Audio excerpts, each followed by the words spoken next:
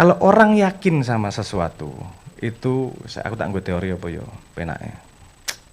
Anu wae, apa jenenge Yunani wae sing gampang. Kalau kita yakin sama sesuatu, kalau kita ada urutannya mana yang paling gampang. Yang paling pertama, paling gampang adalah etos.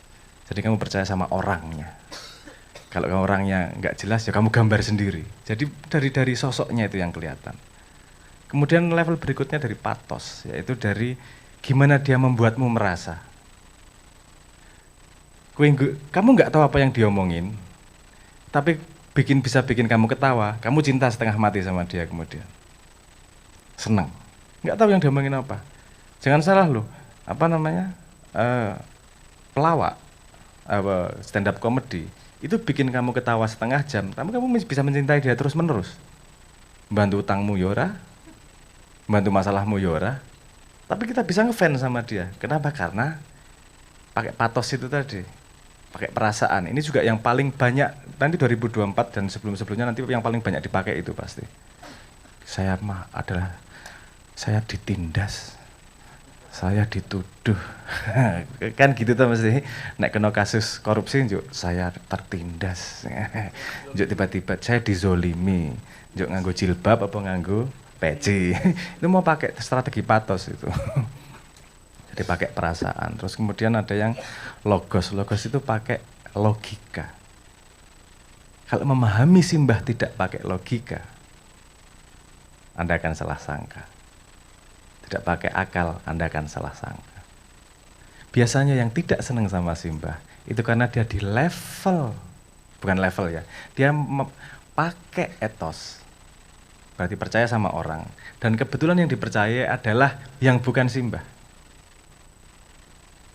Mbuh kiai ini, mbuh sopo, artinya yang bukan dia itu tidak terlalu benar.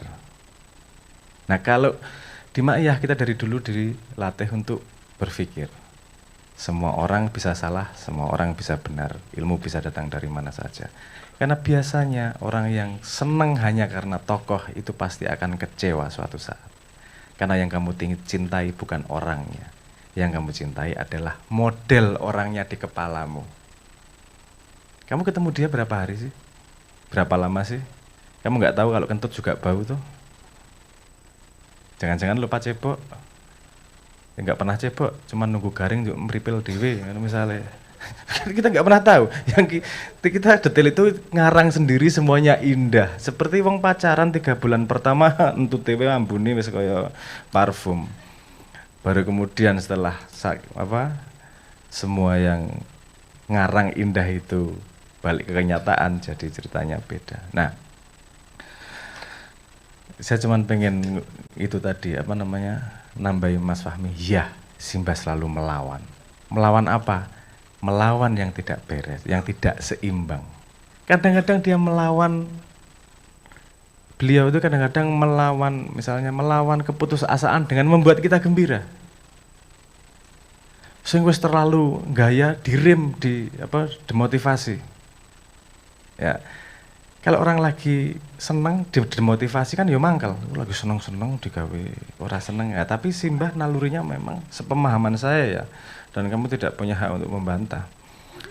Karena secara sejarah kebetulan ya aku agak panjang sama simbah, dan yang tidak bisa dibantah duwe gede simbah. Jadi paling ora ada kans untuk memahami lah. Yang pengalaman saya memang simbah itu membalance keadaannya, selalu membalance. Saya tuh enggak kesenangan ngono mesti dipatahkan karo simbah. Aku yo mangkel asline, lagi seneng-seneng dipatahke. Engko nek wis itu rankingnya bagus, alah ora penting ranking.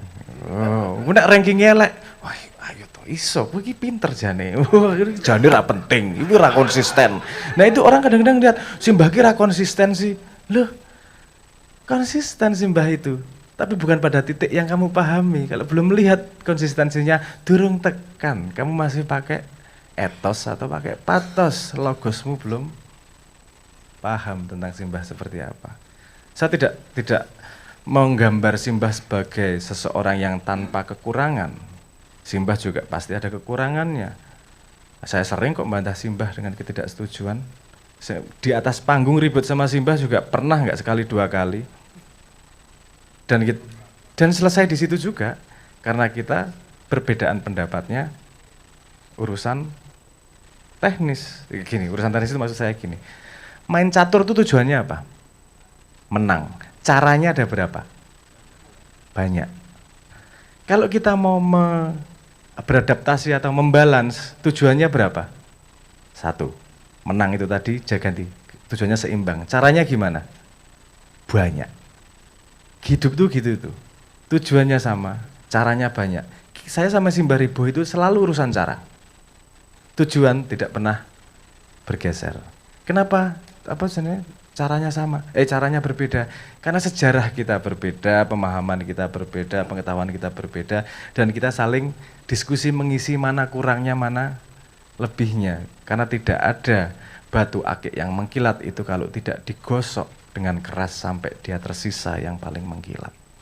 Nah itu gunanya ribut sama Simbah itu seperti itu. Tentang simbolik itu tadi seperti apa? Simbah itu, saya mungkin pernah cerita, ketika saya mau berkarir menjadi band papan atas di Indonesia, loh aku yang guyu dewe aslinya, yang rupaku sok serius wae.